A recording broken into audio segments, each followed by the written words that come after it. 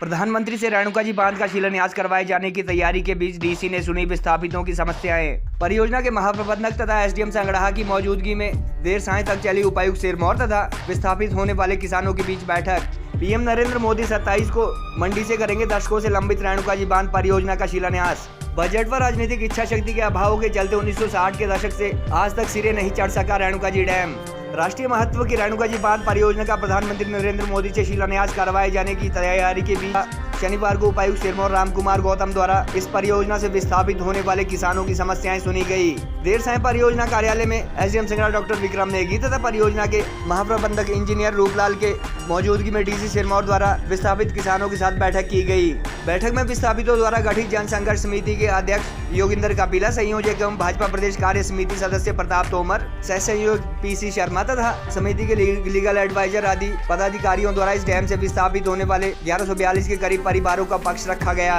गत 18 दिसंबर को परियोजना कार्यालय परिसर में एचपीपीसीएल का स्थापना दिवस मनाए जाने के दौरान विरोध प्रदर्शन कर चुके विस्थापित संघर्ष समिति के पदाधिकारियों ने कहा कि दरअसल डैम मैनेजमेंट द्वारा पिछले करीब 14 साल से लगातार उनकी मांगों और समस्याओं की अनदेखी की जा रही है, जिसके चलते बार बार उन्हें विरोध प्रदर्शन करने पड़ रहे हैं। उस दौरान विस्थापितों द्वारा केवल पैरा 55 के तहत उन्हें अब तक दिए गए मुआवजे की विस्तृत जानकारी दिए जाने व पहचान पत्र दिए जाने के मुद्दे को प्रमुखता के आधार पर उठाया गया था। हालांकि इसके बाद 22 दिसंबर को जीएम को सौंपे गए ज्ञापन में विस्थापितों द्वारा पुनर्वास, रोजगार व डैम से जलमग्न होने वाले 7 किलोमीटर संगड़ा रेणुका जी नाहन मार्ग सहित कुल 18 मुद्दों को उठाया गया था। उपायुक्त सिरमौर रामकुमार गौतम ने कहा कि पैरा 55 के तहत मुआवजे के विस्तृत विवरण सहित उनके स्तर पर सुलझाई जाने वाली समस्याओं अथवा मांगों को तय अवधि में पूरा किया जाएगा, जबकि अन्य डिमांड्स को प्रदेश सरकार से पूरा करवाने के प्रयास किए जाएंगे। गौरतलब है कि 1960 के दशक में इसी नदी पर बनी 60 मेगावाट की गिरि बैराज विद्युत परियोजना के शिलान्यास के दौरान ही गिरि 2 के नाम से रेणुका जी बांध परियोजना का इन्वेस्टिगेशन कार्य जानकारी के अनुसार शुरू हुआ था और तब से अब तक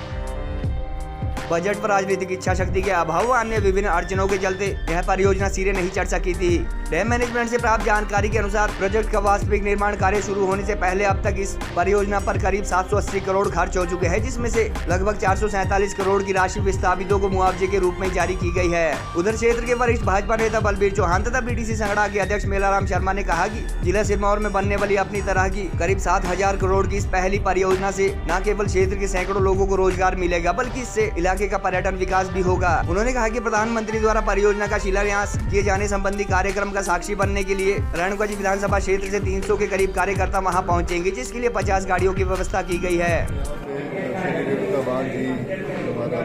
चलनी है, उसमें जितने भी परिवार जो प्रभावित हो रहे हैं उनके साथ चर्चा की गई है और उनका जो एक संघर्ष समिति बनी उनके माध्यम से उनके साथ चर्चा की गई है। तो इसमें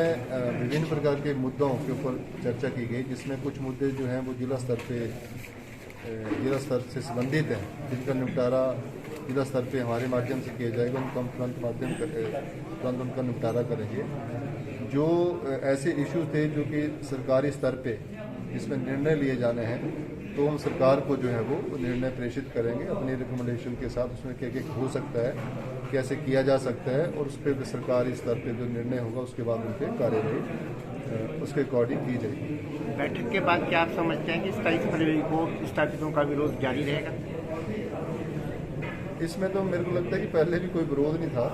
सारे लोग हमारे साथ ही हैं और आने वाले समय में भी इनका हमें पूर्ण सहयोग मिलेगा, क्योंकि इन्हीं के सहयोग से परियोजना को चलाया जाएगा।